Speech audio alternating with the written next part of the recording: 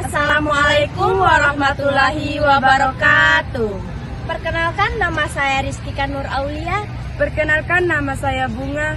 Di sini kita akan membahas akuntansi sebagai sistem informasi. Untuk pokok pembahasan yang akan kita bahas yaitu yang pertama, pengertian akuntansi. Yang kedua, pemakai informasi akuntansi. Yang ketiga, karakteristik kualitas informasi akuntansi. Yang keempat, prinsip dasar akuntansi. Yang kelima, bidang-bidang akuntansi. Dan yang terakhir adalah profesi dalam akuntansi.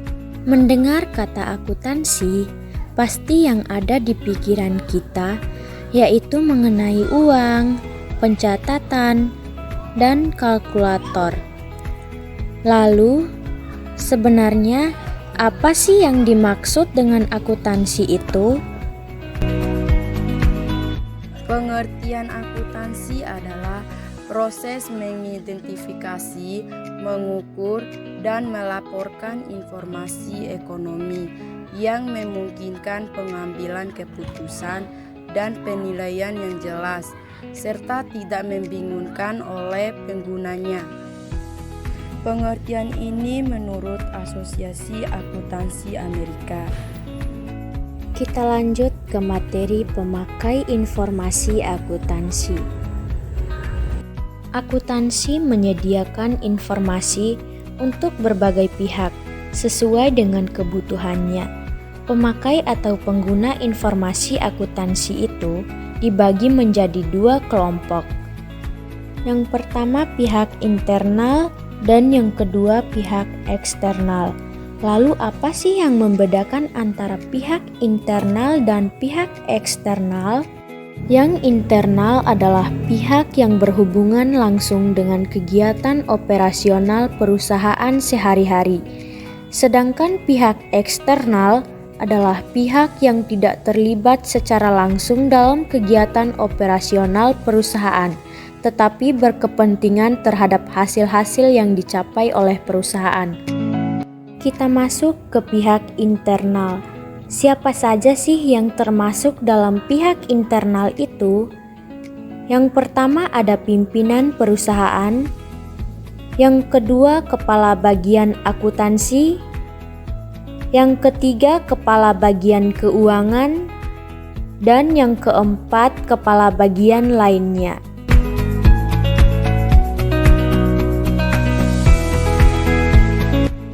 Untuk pihak eksternal, siapa saja sih yang termasuk dalam pihak eksternal itu? Yang pertama ada pemilik perusahaan. Siapa sih pemilik perusahaan? Pemilik perusahaan adalah orang atau badan yang menyediakan modal bagi perusahaan. Yang kedua ada kreditor. Kreditor adalah pemberi pinjaman, bisa berupa bank atau lembaga keuangan. Yang ketiga, badan pemerintah. Jika perusahaan menghasilkan laba, maka pemerintah akan memungut pajak berupa pajak penghasilan. Yang keempat, ada pelanggan-pelanggan. Adalah orang-orang atau badan usaha lain yang menjadi mitra perusahaan. Selanjutnya materi karakteristik kualitas informasi akuntansi. Kualitas informasi akuntansi itu ada dua. Ada kualitas informasi akuntansi dasar atau utama dan kualitas informasi akuntansi sekunder. Kualitas informasi akuntansi data di sini maksudnya itu harus ada di setiap informasi akuntansi untuk karakteristik kualitas informasi apa saja. Sekunder itu maksudnya sebagai penunjang dalam mempengaruhi seberapa bergunanya informasi. Untuk karakter kualitas informasi, akuntansi dasar yang pertama itu relevan. Relevan ini maksudnya informasi akuntansi itu dikatakan relevan jika dapat memberikan informasi yang bermanfaat tentang peristiwa di masa lalu dan membantu memprediksi peristiwa masa depan. Yang kedua, variabel atau dapat diuji atau reliabilitas dapat diartikan sebagai suatu keandalan yang menunjukkan seberapa jauh informasi yang didapat secara akurat. Kualitas informasi akuntansi menjadi reliability jika memenuhi unsur lengkap, netral, dan bebas dari kesalahan. Untuk karakteristik kualitas informasi akuntansi sekunder, pertama dapat diverifikasi. Laporan keuangan harus dapat diverifikasi oleh akuntan-akuntan lain dengan metode-metode yang sama, atau bisa juga diartikan harus dapat diuji. Yang kedua, ketepatan waktu. Ketepatan waktu adalah beberapa tempat informasi tersedia bagi pengguna informasi akuntansi. Menyajikan informasi akuntansi tidak tepat waktu, menjadikan informasi yang kurang bermanfaat dalam pengambilan keputusan. Jadi, dalam menyajikan informasi akuntansi itu harus tepat waktu ya. Yang ketiga, karakteristik kualitas informasi akuntansi sekunder itu dapat dipahami atau understanding, maksudnya adalah sejauh mana informasi yang ada dapat dipahami. Yang keempat adalah komparatif. Komparatif adalah sejauh mana standar dan kebijakan akuntansi diterapkan secara konsisten dari satu periode ke periode lainnya. Kita masuk ke prinsip dasar akuntansi. Prinsip dasar dalam akuntansi berguna untuk membuat laporan keuangan menjadi akurat. Selain itu, dengan menjadikan prinsip akuntansi sebagai acuan, laporan yang dihasilkan juga menjadi lebih sesuai dengan informasi yang tersedia. Nah, terdapat 10 prinsip dasar akuntansi. Yang pertama, prinsip entitas ekonomi. Yang kedua, prinsip periode akuntansi. Yang ketiga, prinsip biaya historis. Yang keempat, prinsip satuan moneter. Yang kelima, prinsip kesinambungan usaha. Yang keenam, prinsip pengungkapan penuh. Yang ketujuh, prinsip pengakuan pendapatan. Yang kedelapan, prinsip mempertemukan. Yang kesembilan, prinsip konsistensi. Dan terakhir, prinsip materialitas.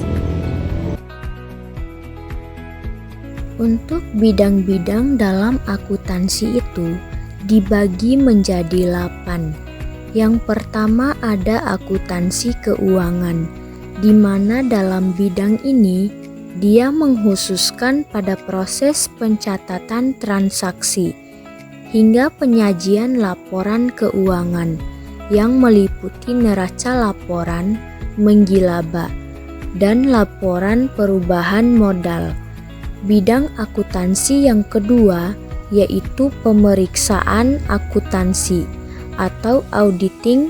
Bidang ini mengkhususkan pada pemeriksaan catatan-catatan akuntansi secara independen. Yang ketiga, akuntansi manajemen, mengkhususkan pada pengembangan dan penafsiran informasi akuntansi untuk membantu manajemen yang menjalankan perusahaan. Yang keempat, akuntansi biaya. Bidang ini berhubungan dengan perencanaan, penetapan, dan pengendalian biaya produksi. Yang kelima, akuntansi perpajakan, mengkhususkan pada penyiapan data yang diperlukan untuk perhitungan pajak. Yang keenam, pada akuntansi anggaran. di mana bidang ini berhubungan dengan rencana pengeluaran perusahaan dan membandingkannya dengan pengeluaran aktual. Yang selanjutnya ada akuntansi pemerintahan. Akuntansi pemerintahan mewujudkan diri dalam penyajian laporan transaksi yang dilakukan oleh pemerintah. Dan yang terakhir, sistem akuntansi. Sistem akuntansi adalah bidang akuntansi yang mengkhususkan diri dalam perencanaan dan pelaksanaan prosedur pengumpulan serta pelaporan data keuangan. Kita masuk ke materi jenis profesi dalam akuntansi. Ada yang tahu ada berapa sih jenis profesi dalam akuntansi itu? Ya, betul sekali. Jenis profesi dalam akuntansi itu dibagi menjadi 4 loh. Yang pertama ada akuntan perusahaan atau internal akuntan. Perusahaan internal merupakan akuntan yang bekerja dalam perusahaan dan bertanggung jawab atas berbagai fungsi akuntansi serta keuangan. Perusahaan akuntan, perusahaan atau internal biasanya bertindak sebagai pengontrol keuangan perusahaan atau sebagai auditor untuk seluruh kegiatan perusahaan.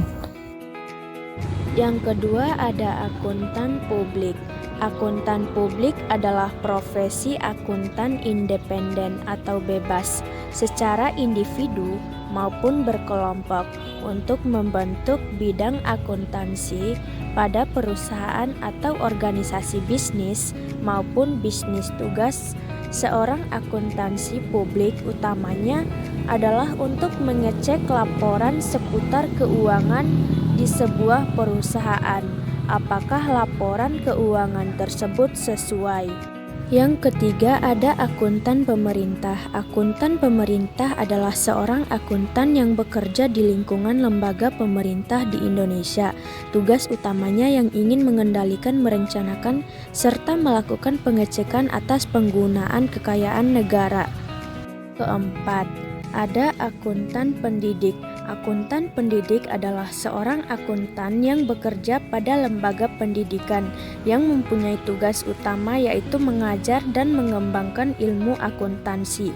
Contoh dari akuntan pendidik adalah dosen atau guru yang mengajar di universitas atau lembaga pendidikan lainnya.